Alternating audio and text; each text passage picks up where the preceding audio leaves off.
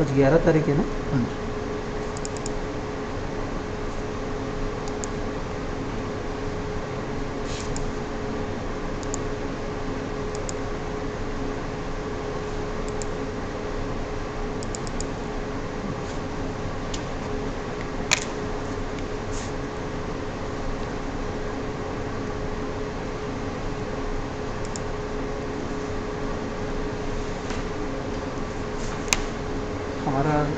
हमारा फोटो नीचे आता नहीं है तो कैसे दिखता है वैसा नहीं है।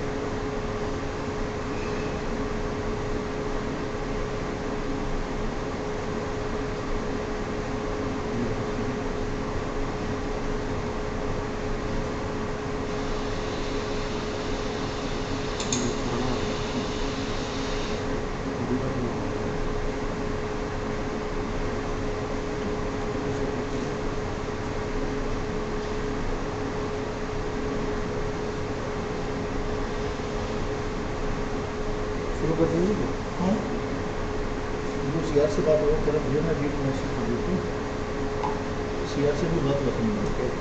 वो शेयर का नंबर दे सकते हैं।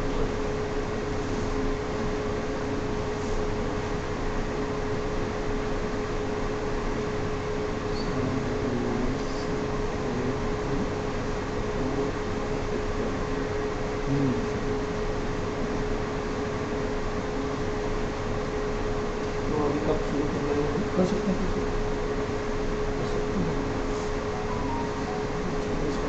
और दिखते रहेगा तो उनका चैट बॉक्स दिखेगा।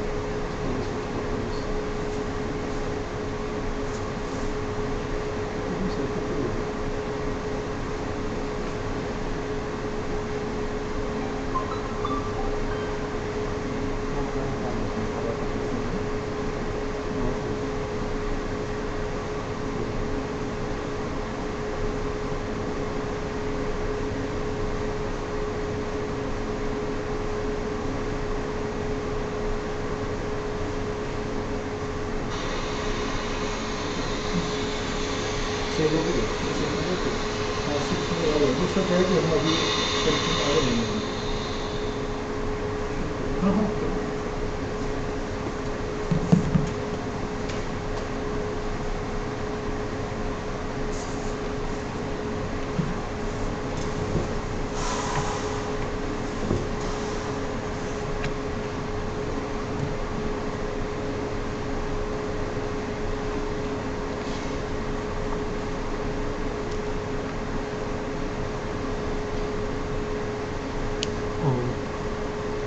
Shall we start the class, or are we going to wait for some more people to join? Anyone can reply the chat box if possible.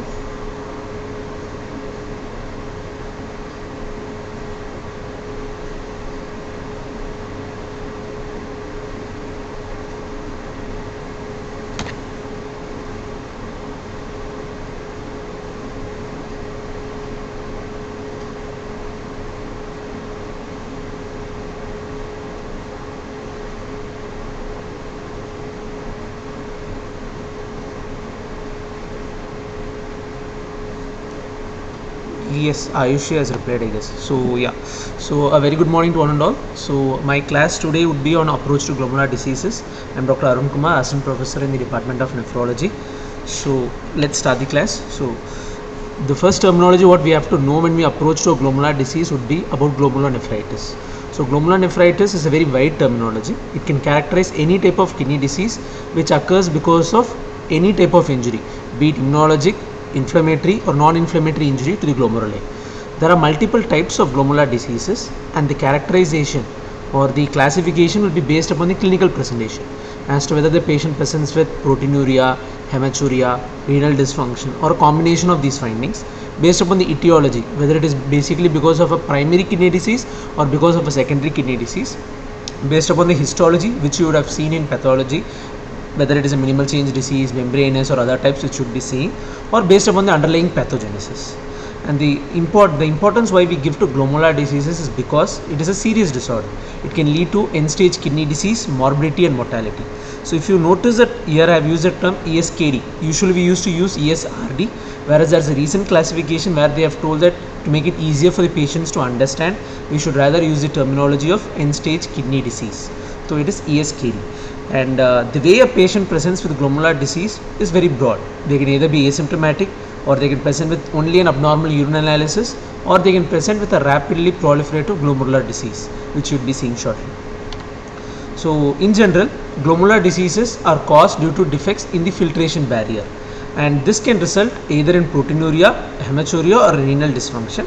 Based upon the underlying cause, it can be a primary cause, a primary glomerulopathy where the primary disease is a kidney disease, a secondary glomerulopathy where this it is because of underlying systemic disease, and some tend to differentiate the second degree FSGS, that is focal segmental glomerulosclerosis. So what happens is that patients who are going to have a single kidney, patients who are obese, they tend to have only one part of the kidney working, or the kidney works for a larger body surface area, because of which there is hyperfiltration injury which results in focal segmental glomerulosclerosis. So this some consider it to be a separate etiological diagnosis. Otherwise, for all practical purposes, the classification is primary and secondary. So what is a glomeruli? So glomeruli is nothing but a ball of capillaries. As you can see, a ball of capillaries which is surrounded by a Bowman's capsule. This space is a Bowman space where the urine is getting filtered. This is what is the filtration barrier, which has the endothelial cells, a basement membrane, the green one, and the podocytes. So the nature or the type of glomerular injury, it will depend upon which part of this is getting affected. Depending upon whether it is the filtration barrier, which part of the filtration barrier is affected, the manifestations vary and the type of glomerular disease tends to vary. So this is a better image where you can see that this is a capillary, the green is the glomerular basement membrane, and this is the podocyte. Podocytes are nothing but epithelial cells of the Bowman's capsule which have foot processes which interdigitate in order to form something called as a slit, and this is covered by a slit diaphragm, and the diseases of any of the slit diaphragm tends to affect the filtration barrier. So with regard to the pathogenesis, it is a very complex pathology. In general, what is accepted is that the patients have an underlying genetic predisposition, because of which in the event of some environmental stimuli, be it heat, radiation, cold or infections, they tend to develop the disease. And most of the glomerular diseases, or almost all the glomerular diseases, are immune mediated, wherein both the innate as well as the adaptive immune systems tend to play an important role, and that only which results in a very diverse clinical and pathological manifestations in these diseases.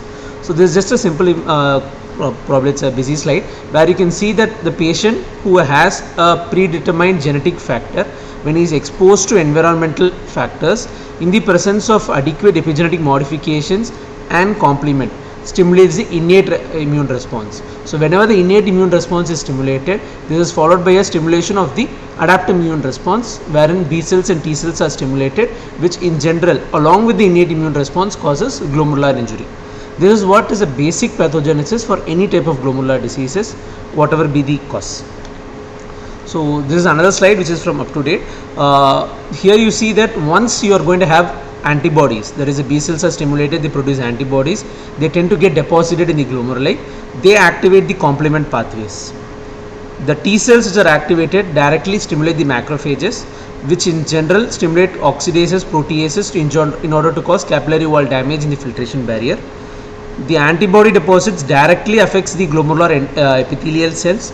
Also by activating the complements, they tend to affect epithelial cells, endothelial cells and the mesangial cells, which are nothing but the components of the glomeruli, and they also tend to cause inflammatory infiltration by polymorphonucleosides and platelets.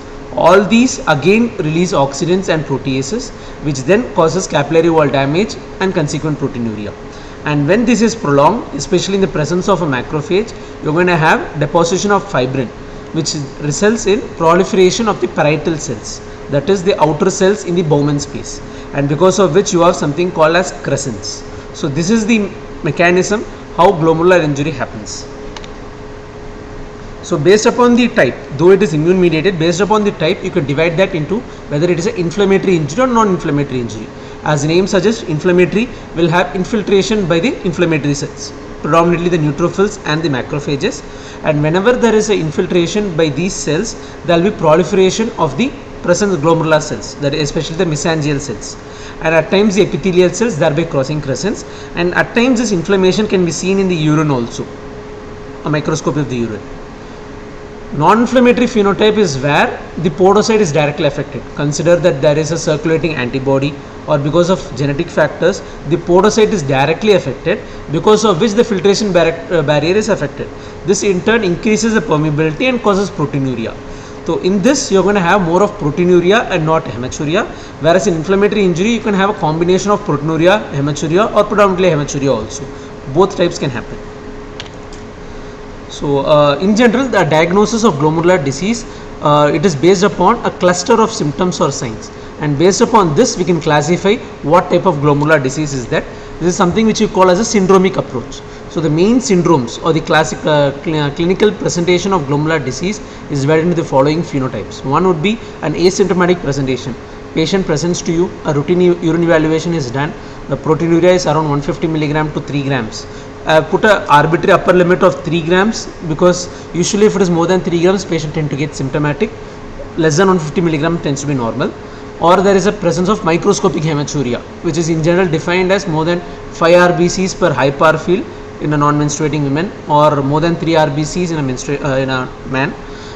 The patient can otherwise present with macroscopic hematuria, where as the name suggests patient is going to have frank hematuria, can be painful or painless, can happen either after a pharyngitic illness as in case of post-streptococcal glomerulonephritis, or it can be post-infectious to other causes also. So this can be either a asymptomatic isolated hematuria, or the patient can have some mild proteinuria between episodes, which happens in case of Alport's as well as in PSGN, that is post-streptococcal glomerulonephritis. This is the second syndrome. The third clinical syndrome would be a nephrotic syndrome, where the patient classically presents with significant proteinuria, in general defined as more than 3.5 grams per 1.73 meter square, with consequent hypoalbuminemia less than 2.5, presence of edema and hypercholesterolemia, which is the 4 tetrad of manifestations in nephrotic syndrome. The fourth syndrome would be a nephritic syndrome, where the patient has hematuria and RBC CAS, because the RBCs when they pass through the tubules tend to form RBC CAS. So RBC CAS in the presence of proteinuria. So though we have written it as non-nephrotic proteinuria, it can either be nephrotic or non-nephrotic proteinuria. However, the other manifestations, namely hypoalbuminemia and hypercholesterolemia, are usually absent in nephritic syndrome. So in addition to this, patient tends to usually have significant hypertension as well as oliguria, and in severe cases can go in for acute kidney injury. The fifth syndrome would be a rapidly proliferative glomerulonephritis, where the patient has a sudden decrease in renal function. Though we use the term sudden at present, we should remember that a renal dysfunction which progresses over weeks to up to 3 months constitutes a diagnosis of RPGN. So this in the presence of a nephritic syndrome, that is the presence of hematuria, RBC CAS, hypertension, with in general a crescentic manifestation in the biopsy, we can come to a diagnosis of a RPGN. The final syndrome would be a chronic glomerulonephritis, wherein the patient has hypertension, has history suggestive of some glomerular disease, probably some history of edema on and off, when examination has some proteinuria, and the kidneys tend to get shrunken over time, which can be seen in ultrasound. So this is what the patient will have in case of a chronic sclerosing glomerulonephritis. So these are the 6 clinical syndromes how a patient with glomerular disease presents. So any patient with hematuria, proteinuria or renal dysfunction, we will have to assess under which of these syndromes does he fit, because this helps us to narrow down the differentials and then consequently plan the management. So with regard to the diseases which present in either of these spectrums, nephrotic patients who are nephrotic in general are characterized by injury to the podocytes, thereby affecting the filtration barrier, which in general cause proteinuria. Whereas in nephritic, we're going to have significant inflammation, which causes breaks in the glomerular basement membrane, resulting in the formation of crescents and hematuria. So in general, the diseases which predominantly present with nephritic picture would be a post-streptococcal vasculitic diseases, which affects the blood vessels, small blood vessels in the kidneys and the medium-sized blood vessels, or the anti-GBM disease, where you have antibodies produced against the basement membrane. Whereas the classical nephrotic syndromes, as you know, would be a minimal change, FSGS, membranous, or in general a secondary cause like diabetes. Diseases like IgA nephropathy and SLE tend to have a combination of either a nephrotic or a nephritic picture, and in between you have something called MCGN, which is a mesangiocapillary glomerulonephritis, which terminology is not used now. We in general tend to use membranoproliferative glomerulonephritis now, because the membranes are thickened, one, and there is a proliferation of the resident cells. That is why it is called membranoproliferative glomerulonephritis. That also can present with a combination of either proteinuria or hematuria. So this is another image which just helps us to understand easily what are the glomerular syndromes which present with a nephritic picture, nephrotic picture, or both. Here I have used a terminology called diffuse proliferative GN, which in general is a clinical manifestation of lupus. So what can happen if a patient presents with glomerular disease? He can have an asymptomatic hematuria, which can then progress to macroscopic, which can then progress to nephritic syndrome, which can all be the presenting manifestation of glomerular disease, which then leads to chronic glomerulonephritis and end-stage kidney disease. Or in the other direction, nephrotic syndrome, manifestation of glomerular disease, which can become chronic. Patient can have a RPGN with a nephritic syndrome, which can also become chronic. So in general, we should understand that glomerular disease can present in any of these 5 methods, and when not treated forms the 6th clinical syndrome, which usually happens in underdeveloped countries also because of loss of follow-up. There are some diseases which on regular follow-up can be found out, just like IgA nephropathy, where the school screening in countries like Japan are able to find diseases in an earlier stage, namely asymptomatic hematuria or macroscopic hematuria, thereby preventing CGN. Whereas in our country, it has generally been seen that IgA nephropathy tends to present as a chronic GN. We only tend to see them once the patient presents with significant edema, proteinuria, or with renal dysfunction. So with regard to the clinical signs and symptoms, patient can be asymptomatic, found on routine screening. They can present with non-specific features of lethargy, fatigue. They can have gross hematuria, or during routine evaluation can be found to have a microscopic hematuria. They can have frothy urine. This is because of the presence of protein in the urine, whereby the surface tension is affected, is reduced, thereby resulting in the form of thereby causing the formation of froth in the urine.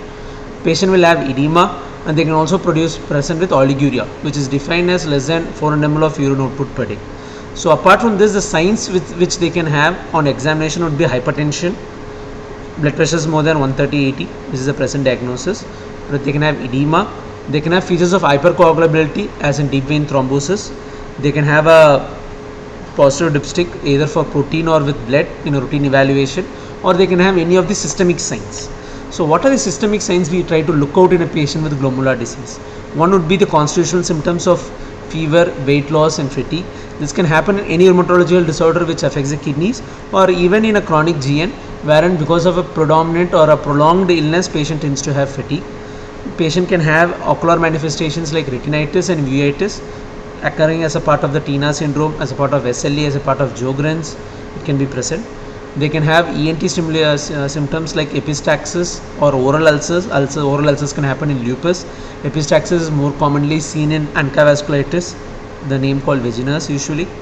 Patient can have manifestations of the cardiac disease like a murmurs, which will give a clue as to whether the patient has endocarditis, which can cause a post-infectious GN, or patient can have heart failure because of severe hypoalbuminemia with a volume overload, or because of Liebensack's endocarditis and other cardiac manifestations of lupus.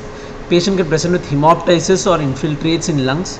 This can either be because of any of the vasculitis, lupus, ANCA vasculitis, or anti-GBM disease. Patient can have this, or it can also be because of the immunosuppression what we give to the patient. Patient can develop a secondary infection which can present with either a hemoptysis or with infiltrates. Abdominal manifestations like colitis and pancreatitis can be seen in diseases like IgG4 mediated diseases, where immunoglobulin G4 tends to get accumulated in multiple organs, causing a multi-system disorders. CNS manifestations like seizures or peripheral neuropathy, which is also more common with vasculitis. Patient can have digital ischemias, again because of vasculitis. Purpures or rashes, which can occur in post-streptococcal glomerular nephritis, vasculitis again. Musculoskeletal manifestations or any other sequelae of infections, be it staph, strep, hepatitis or retroviral infections. So we will have to look out for all these systemic findings in any of the patients with glomerular diseases, because it helps us to know what would be the probable etiology apart from the biopsy. So with regard to the history, patients can at times be asymptomatic also.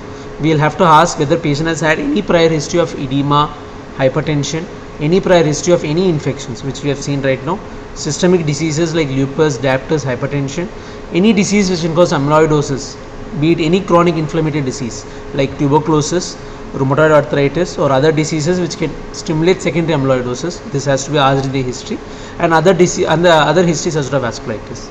With regard to the family history, we will have to know if the patient tends to have any family member who is going to have a prior history of hematuria or renal dysfunction, sensorineural hearing loss or ocular symptoms, thereby coming to a diagnosis of Alport's. At times patient can have a paresthesias with severe pain, which can happen in Fabry's disease. It can be a part of a genetic related FSGS, wherein multiple family members tend to present with proteinuria kidney disease and renal dysfunction. At times a familial IgA, though it is less common, can also be seen, and hence a family history has to be taken. So when a patient with a glomerular disease presents, apart from the history, we will have to go for a routine urine analysis, urine routine and microscopy as we call it, to look for RBCs, protein or any other sediments. We have to do a 24-hour urine collection to assess the proteinuria. We will have to assess the serum protein and albumin, lipid profile and a blood glucose. So this helps us to find what is a syndromic diagnosis, whether it is a nephritic picture or a nephrotic picture. Next we would have to know the underlying etiology, for which we tend to do serologies, viral serologies, autoimmune markers, protein electrophoresis and the cryoglobulin assessment, and then we can do imaging. A chest X-ray in general is done in all patients usually, just to make sure that there is no other associated diseases, and also to know his respiratory status, and renal sonogram to assess the chronicity. So in general, a patient with a chronic glomerular nephritis tends to have a shrunken kidneys. So that is why we are trying to do a renal sonogram. So there are certain exceptions to this rule. Patients who are diabetic, patients who are going to have amyloidosis, and patients of retroviral disease, even in case of chronic kidney disease, may not have a shrunken kidney because of abnormal deposition in the glomerular. So these are the exceptions where a patient with a normal kidney size can still have a chronic kidney disease or a chronic glomerular nephritis. So with regard to proteinuria, which is the most cardinal manifestations what we tend to look out, anything more than 150 milligram per day is the patient is supposed to have proteinuria. The ways we can measure it would be using a dipstick, using a spot sample measurement, whereas in one sample we are going to assess both the protein and the creatinine levels. We take a ratio of the protein and creatinine because it helps us to standardize the process. Otherwise only a protein would be sufficient otherwise, and usually a ratio of 1 in a urine PCR corresponds to a ratio of 1 gram. So this table will just help you to understand how each of this we can classify the degree of proteinuria based upon the measurements. So in a urine dipstick, which is negative to trace, patient will usually have no proteinuria or very mild proteinuria. If it is, once it comes to 1 plus, patient is going to have some amount of proteinuria, something up to 500 milligrams per day. And if at all anything more than 1 plus, it means that the patient is having proteinuria of more than 500 milligrams. And in general, a dipstick of 3 plus corresponds to a nephrotic range proteinuria. And usually we tend to go with a 24-hour collection because erroneous collections affect our diagnosis. So usually for a screening we can either use a dipstick or a spot protein creatinine assessment. However, for confirmation we have to use a 24-hour urine collection in most of the cases. Once the disease is diagnosed, on follow-up we can still use either a PCR or a 24-hour collections. However, for therapeutic decisions, maybe whether we have to repeat a biopsy or whether we will have to change the therapy, at those moments we rather prefer a 24-hour assessment rather than a single time assessment. So based upon the proteinuria, In general, based upon the timing, we can differentiate it into a transient proteinuria. The patient tends to have proteinuria for some time and then it gets better. Like when the patient is having a febrile illness or post-exercise, they can have it. At times it can be orthostatic, which is because a change in position can cause proteinuria, or it can be a persistent proteinuria. The persistent proteinuria in general, based upon the etiology, can be divided into a glomerular, a tubular, or overflow cause. So as the name suggests, in glomerular cause, the filtration barrier is affected. There is increased filtration which can't be reabsorbed by the tubules, thereby resulting in proteinuria. This is usually more than 2 grams per day, which is characteristic of glomerular. In case of tubular, there is a tubular damage. The tubules usually reabsorb the low molecular weight proteins, especially the beta 2 microglobulin. However, because of tubular damage, this does not happen, and you're going to have it leak in the urine. This happens in any tubular diseases, and in general, this is less than 2 grams per day. Usually, we don't have a tubular proteinuria, which is in the nephrotic range. So, all nephrotic proteinuria, nephrotic range proteinuria, is because of a glomerular disease. And the third type of proteinuria would be overflow proteinuria, where you are going to have an increase in the number of low molecular weight proteins, which tend to get filtered, crosses the reabsorptive capacity, and then is leaking in urine. So this is because of overproduction, which usually happens in leukemias and myelomas. So first we will have a look at the a few syndromes. The most important glomerular syndrome, or the most pathognomonic one for glomerular disease, is the nephrotic syndrome. The patient tends to have significant edema, facial pallor, especially periorbital pallor because of the loose tissues, tends to have edema, which is usually pitting in type in the earlier stages, can have xanthelasmas because of hyperlipidemia, the nutrition can be affected, and there is hypoalbuminemia, because of which they develop the Muir-Case lines. So in general, these are the manifestations with which a patient presents to us, and then we will have to look out for the systemic signs, which we have already seen. So when an adult patient presents to us with nephrotic range proteinuria, we think of the following pathological basis. It can be either minimal change disease, FSGS, membranous nephropathy, or membranoproliferative glomerulonephritis, which will be the primary glomerulopathies which can present with nephrotic syndrome. The secondary would be diabetic nephropathy, amyloid disease, and cryoglobulinemia.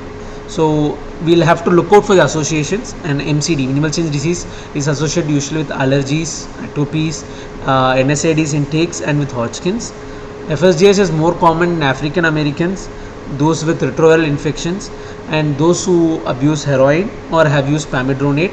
It can also be seen with other viral infections like parvovirus. So we'll have to look out for those causes. In case of a membranous, we see if the patient is having a hepatitis infections. Lupus can also present with membranous. Class 5 lupus classically presents with a membranous nephropathy. Can happen in some other malignancies.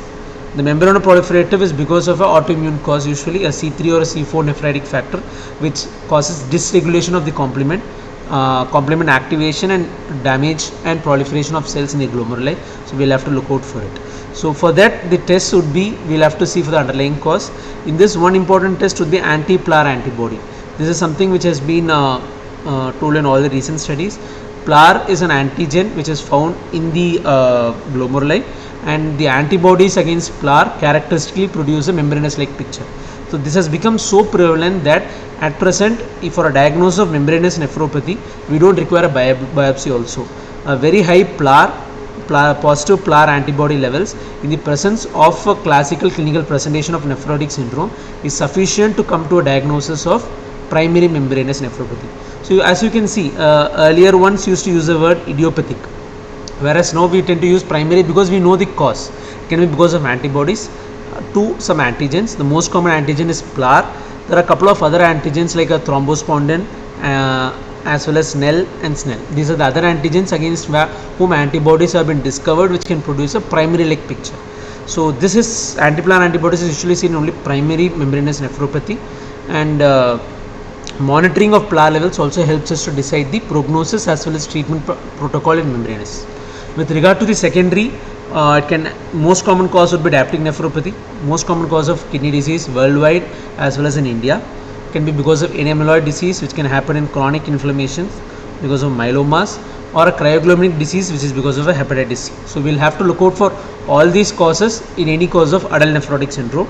One thing would be that all cases of adult nephrotic syndrome have to be biopsied. This is in contradiction to the pediatric cases where usually empirical therapy is given before a biopsy is considered only in resistant cases. We tend to biopsy all cases, only exception being a presence of anti-PLAR with a suggestive clinical picture of nephrotic syndrome where we don't biopsy. So with regard to the percentages, the more common cause would be secondary at present, and that is because of diabetes usually, followed by membranous and FSGS. This differs according to the age group. FSGS is more common in the second and third decades of life, whereas membranous is more in the fourth and fifth decades of life. Minimal change is more common in the first and second decade of life. So this is the percentages of underlying causes of adult nephrotic syndrome. So based upon the pathology, we can differentiate as to whether the podocytes are affected, whether there is an immune complex deposition, or if there is a deposition of other substances because of which the glomerular filtration is affected. The diseases which affect the podocytes are minimal change disease and FSGS. Those which cause immune complex deposition are the membranous, as we mentioned, PLAR antibodies and other antibodies which get deposited and form membrane complex, that would be membranous, and membranoproliferative, wherein you are going to have complement dysregulation and glomerular antibody deposits. In case of diabetes and amyloid, you have other substances, amyloidogenic substances or abnormal glycosylated products which tend to get deposited in the glomeruli and thereby affect the filtration. So the most common cause of nephrotic syndrome in children as well as in the first 2 decades of life would be a minimal change disease. In adults, it only constitutes around 10 to 15%. Classically, a patient with MCD, minimal change disease, presents with massive proteinuria, significant edema, and whenever the patient tends to respond better to steroids. In case of children, nearly over 90% tend to respond, whereas in adults it's usually 60 to 80% tend to respond, and whenever they respond, the prognosis is good. The characteristic biopsy finding would be food process effacement, which is seen in electron microscopy. As the name suggests, minimal change. In a light microscopy or in immunofluorescence, you're not going to have changes. I'm just brushing through this because you're going to have a separate class on nephrotic otherwise. So this is the electron microscopic image where you can see that the characteristic food processes are affected and there is effacement. These other most common cause in the second and the third decade, and the second most common cause of nephrotic syndrome in adults would be FSGS, and this is considered to be most common cause of ESKD in overall adults. Patient can present either with a nephrotic or with a subnephrotic proteinuria. You can see a segmental sclerosis in the glomeruli. There are multiple histological types. In general, the histological types change the way the patient responds to therapy to some extent. However, they don't decide on what is the underlying pathology usually.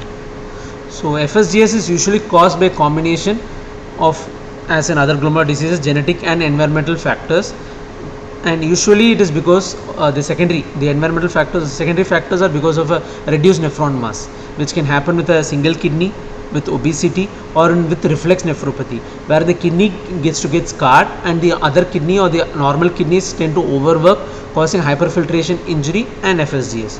So this slide, though busy, just shows that there are multiple causes of FSGS, either primary or secondary.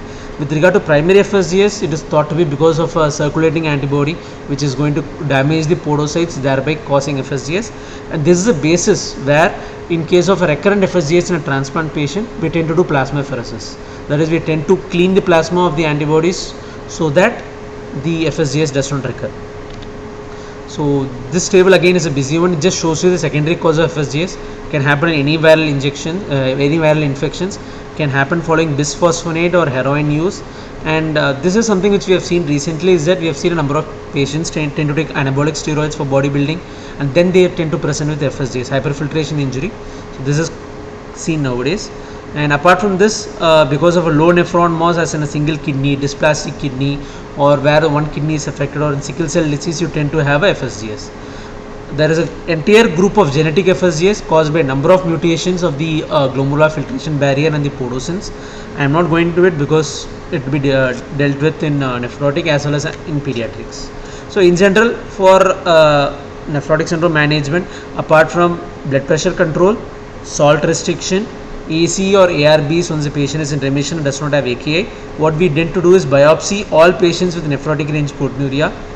If it is a MCD or a FSGS, we tend to give steroids at 1 mg per kg per day. Usually we give it for 3 to 4 months. If at all the patient responds completely, it is fine. If the patient does not respond by 4 months, it is considered to be a steroid resistant nephrotic syndrome. That is by 16 weeks. This definition is different in pediatrics. So if at all there is a complete response, we just taper the steroids for 2 to 3 months. If there is a partial response, we slowly taper it and then see if there is a recurrence. If there is no response, we classify it as steroid resistant and go for the second line immunosuppressants, which can either be cyclophosphamide, calcinum inhibitors, or rituximab, which tends to act on sphingomyelin receptors in the glomeruli. So the other common cause in adult nephrotic syndrome would be membranous, which is considered to be the most common non-diabetic adult onset nephrotic syndrome in the 4th and 5th decade of life. Primary when the kidney glomerular antigens like PLAR, NEL, thrombospondin are involved.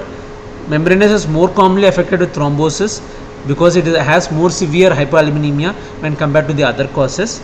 In 1/3 of the cases, it tends to progress to ASKD.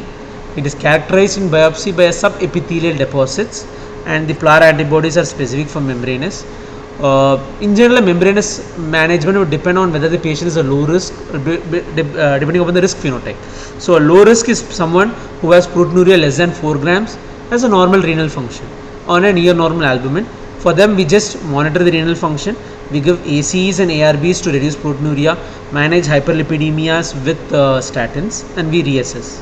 If the patient's proteinuria tends to increase to 4 to 8 grams, even after 6 months of conservative therapy, then we go in for immunosuppressive therapy.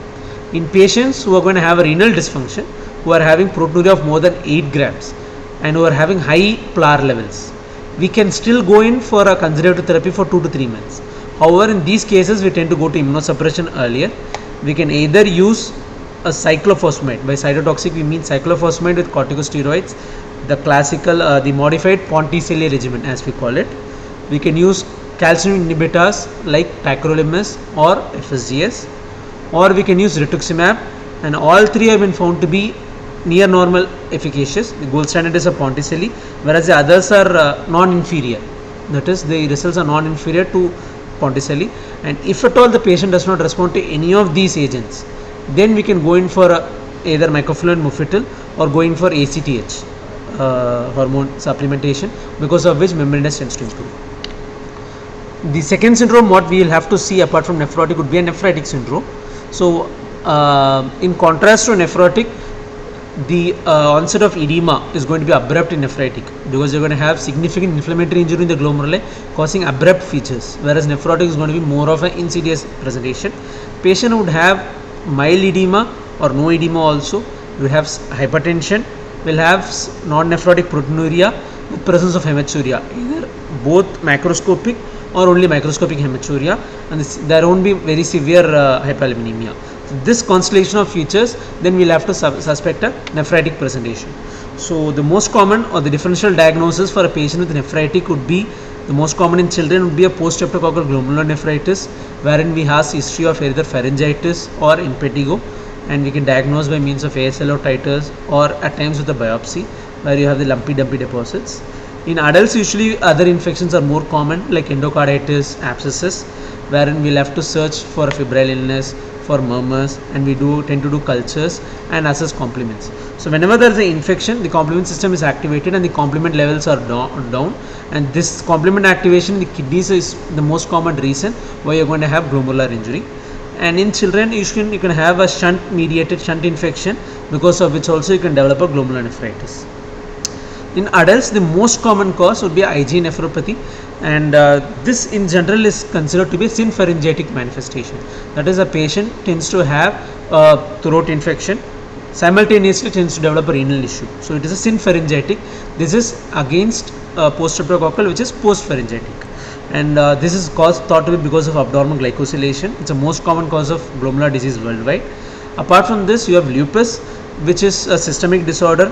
You're going to have separate class on lupus nephritis, where you're going to have multiple classes, and one of which can present with a nephritic picture. So with regard to IgA nephropathy, it is the most common cause of glomerulonephritis worldwide, both India and worldwide. It is the most common cause of chronic glomerular disease and CKD among all glomerular diseases. This is also both in India as well as worldwide. and it is thought to be because of a combination of genetic and environmental factors, as we have always told. And what nowadays they tell is that there is something called a gut mucosal axis, gut mucosal kidney axis, whereas the gut mucosa, because of multiple factors, tends to get affected. The IgA production by the Peyer's patches and the cells lining the gut mucosa is affected, thereby causing an abnormally glycosylated IgA, which gets deposited in the kidneys, thereby causing IgA nephropathy. Here again, the patient can present with only a asymptomatic microscopic hematuria or with frank renal disease. You can have IgA depositions consequent to a secondary diseases like usually liver dysfunction as well as celiac diseases also. There is a particular variant called the HSP, Henox Chlorine Purpura, where patient will have features of IgA deposition in the kidneys along with a rash in the lower limb with some abdominal pain. This is more commonly seen in a younger age group in children. Adults also at times we have seen it. So this is classically a IgA vasculitis, where you have IgA deposition in the blood vessels of skin, other organs and kidneys, thereby causing a systemic disorder. This is what is a HSP. With regard to a post-streptococcal, usually after a group A streptococcal infection we are going to have it. Happens around a week to 10 days after infection, and this is associated with significant endothelial mesangial proliferation in the glomeruli and presence of the classic nephritic syndrome. With regard to lupus nephritis, it's quite common. Renal involvement is quite common in lupus. Over 90% will have renal involvement when biopsied, and 50% tend to have some clinical features of lupus nephritis. However, we should remember that unless and until we screen regularly these patients, we are not going to find it, if at all they are not symptomatic. So that is why in all patients who are on follow-up in lupus, we have to do a timely proteinuria or a timely urine routine assessment, because patient can either present with only proteinuria or with only presence of sediments, that is the presence of RBCs, and we should not miss either. That is why we should do both a urine routine and a urine PCR, a spot ratio, at possibly at once in every 3 months in a lupus patients. And even when you are going to treat lupus nephritis properly, nearly 1/10, around 10% tend to develop ESRD and ESKD, and that's why we should monitor these patients. So with regard to lupus nephritis, proteinuria is nearly seen in almost all patients. The degree varies, however it is seen in all patients, and whenever the proteinuria is more than 500 milligrams in a lupus patient, we need to biopsy the patient. The frank nephrotic picture is seen only in around half of the patients. Usually patients tend to have some cast in the urine, RBC cast or granular cast. Microscopic hematuria is very common, and renal dysfunction can be seen in 3/4 of the patients. And lupus, apart from affecting the glomeruli, can also affect the tubulointerstitium. This is quite common, and this is seen usually with regard to some electrolyte abnormalities with the patient or some unexplained renal dysfunction in the absence of RBC cast or proteinuria. Then we should think of tubular abnormalities. Apart from this, you should remember that lupus can also cause TME, thrombotic microangiopathy. You can occlude the vessels. This is more common when lupus patient tends to have coexistent APLA antibodies, which is called the secondary APLA syndrome. So in general, the lupus patient, we will have to assess all the antibodies, ANA, anti-dsDNA and anti-Smith. They say that the anti-double stranded dsDNA and anti-Smith correlate more with the renal dysfunction, and we'll have to look for systemic signs of anemia, because patient can have a Coombs positive anemia, hemolytic anemia, can have other manifestations of lupus. The earlier criteria was the ACR, American College of Rheumatology criteria. This was replaced in 2012 by the SLIC criteria, that is systematic lupus intervention cohort, SLIC criteria. And right now what criteria is being used is the ACR Euler joint criteria, wherein the presence of ANA is the entry criteria. That is, patient is having a positive ANA, then only you should think that the patient can have lupus, and then you look out for the other clinical features of lupus, and if it fits, then you call them as lupus. However, any patient with ANA positivity with a renal biopsy which is suggestive of lupus nephritis is sufficient for a patient to be called as lupus. This rule has always been there. We always look out for other manifestations of lupus in these patients. So going on to the other syndrome is a rapidly progressive glomerular nephritis. So as mentioned earlier, patient is going to have a rapid deterioration in renal function. Though we call it as rapid, this can happen over days to weeks, up to even 12 weeks, up to 3 months. We tend to call it as RPGN. So at times there is a misterminology. The patient can either present to you with some renal dysfunction which needs evaluation, or can present with a uremic syndrome, that is very high levels of urea and creatinine with azotemic symptoms to the emergency department. almost all causes of RPGN tends to have crescents. So the crescents are nothing but proliferating cells in the Bowman's space. The Bowman space is an empty space. So the parietal cells, they get proliferated and they form something which is called as a crescent. So this affects both the filtration, and this happens once the glomerular basement membrane is affected. There are cracks in the basement membrane. So sorry, I think this slide may not be that clear. So the earlier classification of a crescentic abnormality or crescentic GN, which is the underlying pathological basis of RPGN. So RPGN is a clinical syndrome, whereas a crescentic GN would be the pathological picture. So this was divided into three types: type 1, type 2 and type 3. Type 1 was because of an anti-GBM antibody. As the name suggests, antibodies against the glomerular basement membrane. So it can either be idiopathic or good pastures, wherein it tends to be associated with lung hemorrhage, because the antibodies also affect the basement membrane in the alveoli, thereby causing hemoptysis. The characteristic clinical picture would be a linear immunoglobulin deposition in the kidneys. Fluorescence can differentiate these three types. Type 2, you're going to have immune complex deposition. So in immunofluorescence, you're going to have lumpy bumpy deposits as in PSGN. So this can happen in PSGN, lupus, IgA and other causes. Type 3 is pauci-immune, as the name suggests, pauci. So there are no immune deposits. So based upon the IF only, this definite classification happens. This is usually seen in ANCA mediated vasculitis. That is anti-neutrophilic cytoplasmic antibody mediated vasculitis is seen.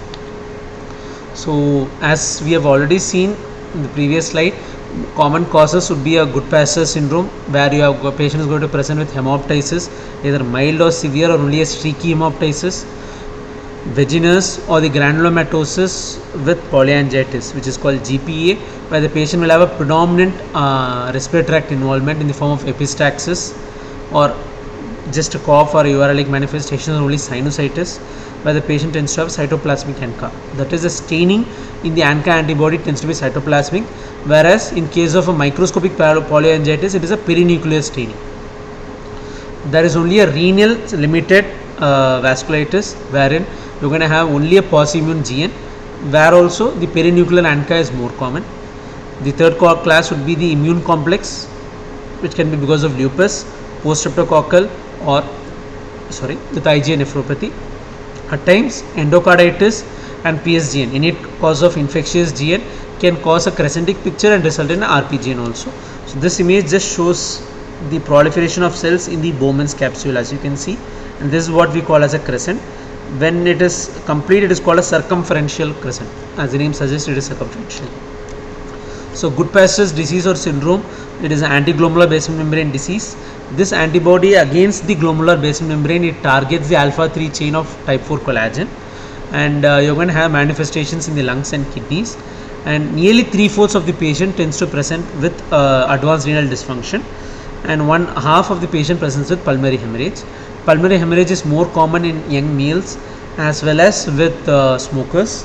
So in general, for all eponyms, I usually like to know what they have done. So Goodpasture was a pathologist who first described the lung manifestations in those with influenza in the US, and that is how the disease was named after him. This eponym had come. And one thing with regard to this disease would be that plasmapheresis is the most important management, because you're going to have antibodies which are going to damage. So hence you're going to do plasmapheresis to remove these antibodies. However, the antibodies have already got deposited in the glomeruli also, because of which you give immunosuppression, steroids and cyclophosphamide also. One another thing what we should remember is that this is a single hit process. So the antibodies are there which goes and hits the kidneys and the lungs at one time. So the crescents which form are of the same time. So the crescents, based upon what they have, can either be cellular, fibrocellular or fibrous. That is, only cellular cells are there. They are there for a longer duration, because of which macrophages cause fibrin deposition.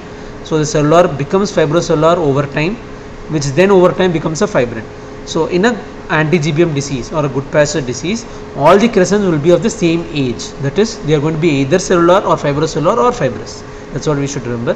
The other importance of crescent would be that cellular crescents have active inflammation, so they will respond to anti-inflammatory therapy better, whereas the fibrocellular and the fibrous tend to respond less. The degree of response tend to reduce with the degree of chronicity. With regard to the ANCA related vasculitis, which is the other most common cause of RPGN, you're going to have ANCA antibodies which are going to cause vasculitic picture in the kidneys and in other organs. The classical ANCA diseases which we see of would be a MPA, microscopic polyangiitis, GPA, granulomatosis with polyangiitis, and Church-Strauss, which is the eosinophilic granulomatosis with polyangiitis. So in this you should remember about vaginous. The terminology vaginous was used earlier, eponym again for the person who had reported it earlier.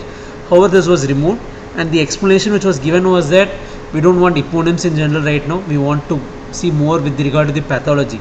It has granulomatosis, it has polyangiitis, so we'll go with GPA. The other explanation what people give is that vaginous was part of the Hitler era. He was a German scientist, and he was thought to be one of the physicians earlier who had worked in Germany along with in the Hitler's group. So that is why they thought that Nazi group, so we'll stop using his name. This is the other explanation what people give why the name vaginous was removed later. So with regard to the antibodies, as I have mentioned, it can have either a cytoplasmic pattern or it can have a perinuclear pattern. So perinuclear pattern is because of antibodies against myeloperoxidase. This is more common in those with MPA, microscopic polyangiitis, whereas the cytoplasmic pattern is because of antibodies against proteinase 3, and it is more common in those with GPA, that is vaginous. So this is a Chappell classification of vasculitis, where based upon the size of the vessel involved, you differentiate into large vessel, medium vessel, and small vessel vasculitis. ANCA comes under the classification of small vessel. Anti-GBM is also small vessel. All the immune complex vasculitis which we have in general seen or which affects the glomeruli is usually small vessel vasculitis. Among the medium vessel vasculitis, PAN tends to affect the renal artery per se, does not affect the kidneys directly, whereas the giant cell again affects only the renal arteries or the aorta, because of which the manifestations happen. So almost all glomerular diseases come under small vessel, prototype being ANCA associated vasculitis. So what we have seen in general would be mostly primary apart from lupus. Apart from this, we need to look out for secondary causes, most common being diabetes. Usually patients with diabetes of more than 3 to 5 years duration tends to develop renal involvement. However, in case of type 2 diabetics, we don't know when the disease onset is there. That is why at the onset or at the diagnosis of diabetes itself, type 2 diabetes itself, we need to screen for renal manifestations. One clue what we get in these patients is the presence of retinopathy, because microscopic vessels are being affected. It is called a microangiopathy. Patients will usually tend to present with both diabetic retinopathy and nephropathy together. However, in case of type 1, around 40%, type 2 also 20 to 40% need not have a retinopathy, they can have only a nephropathy. So it's not a clear-cut thing. For diabetic patients tends to have very severe proteinuria without retinopathy, has any RBCs in the urine, then we think of the other causes and need to biopsy. Otherwise, we usually tend to manage him with AC or ARBs. Lupus nephritis can present with nephritic, nephrotic or RPGN-like picture. Secondary FSGS, number of causes which we have seen. Secondary membranous to viruses, lupus, and malignancies can happen. MPGN can happen because of a systemic pathology. You can have a membranoproliferative GN. Paraproteinemias, that is the myelomas and other diseases where you're going to have increased production of antibodies, which can get deposited in the kidneys and also cause glomerular diseases. Other collagen vascular diseases and malignancy can cause a paraneoplastic glomerular disease. So all these causes have to be seen in case of glomerular disease, and the basic diagnosis would be with a urine protein estimation followed by renal function assessment followed by a biopsy. That is how we are going to come to a diagnosis. One mention about pregnancy. So in pregnancy, glomerular diseases are again suspected by the same diagnostic criteria. However, in pregnancy, we should tend to rule out preeclampsia in case of isolated proteinuria. And if at all the patient is less than 32 weeks pregnant, we try to make a diagnosis with antibodies, be it dsDNA, ANCA, anti-GBM or other antibodies. If at all they are positive, we can treat them with steroids, calcium inhibitor or azathioprine. These are the only 3 immunosuppressants which are safe in pregnancy. If at all we can't diagnose it by serology, then we tend to see how severe is the disease. If it is maternal life threatening and if it is less than 24 weeks of pregnancy, then we can consider termination. Otherwise, we go in for an antenatal renal biopsy following which we can treat based upon the histology. If at all it is more than 32 weeks, delivery is possible, then we tend to do a delivery and then go for a postpartum renal biopsy and standard management. Only problem would be that kidney will be really vascular in case of pregnancy, because of which the bleeding complications can be there. I have not dealt with hereditary nephropathies like Alports and also with genetic FSGS. I think that would be dealt with pregnancy in general.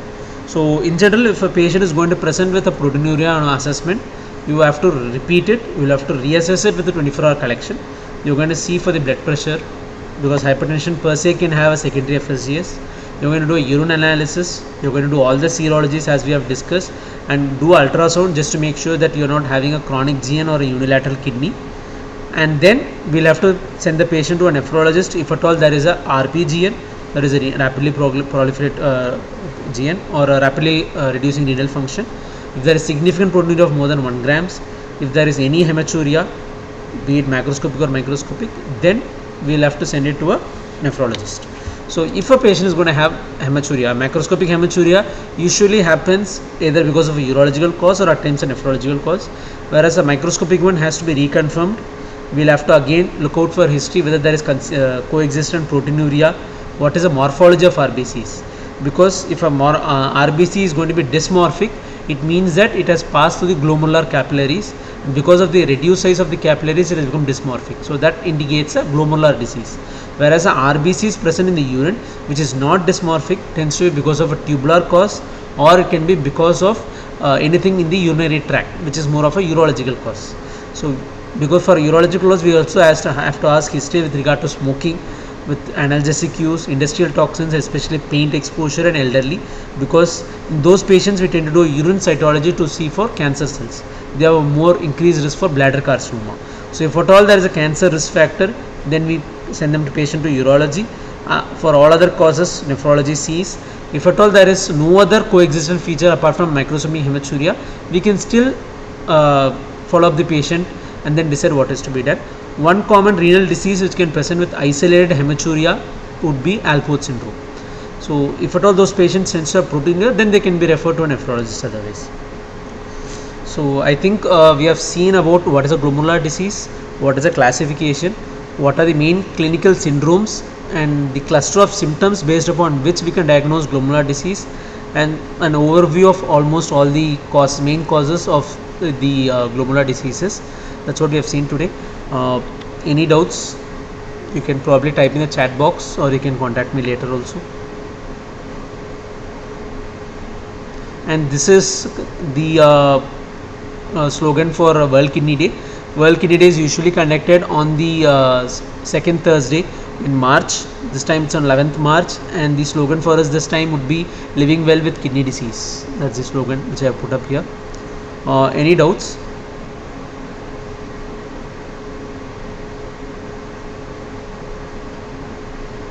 Just trying to check.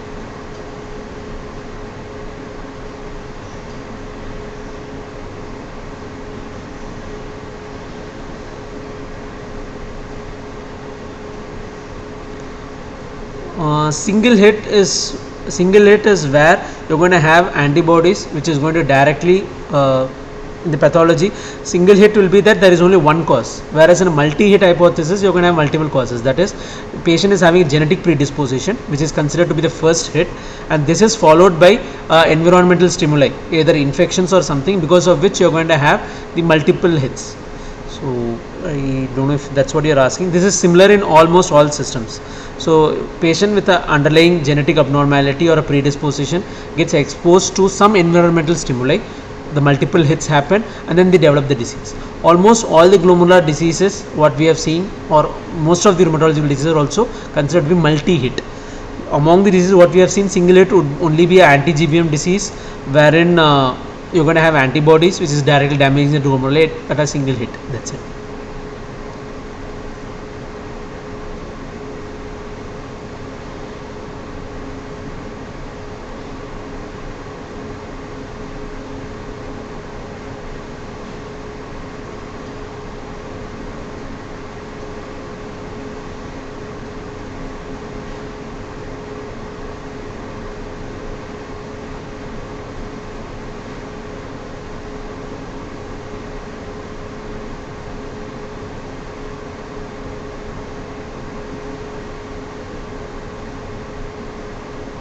Any other doubts?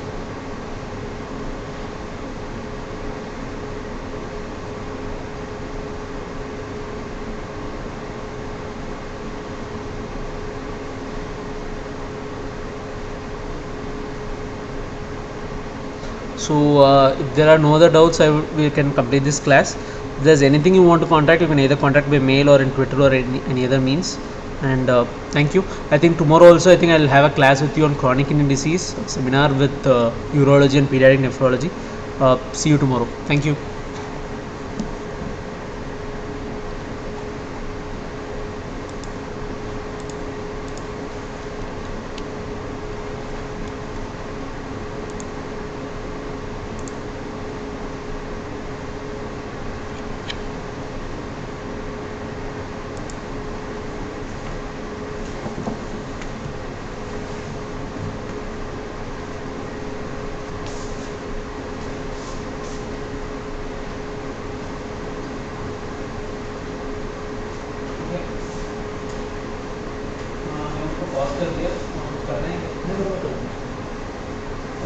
जो कल वाला दोपहर का class है तो राजीव बता रही है कि वो बता रही है कि गूगल मीट में मिलेगी, तो वैसे करना है या यूनाइटेड कर सकते हैं?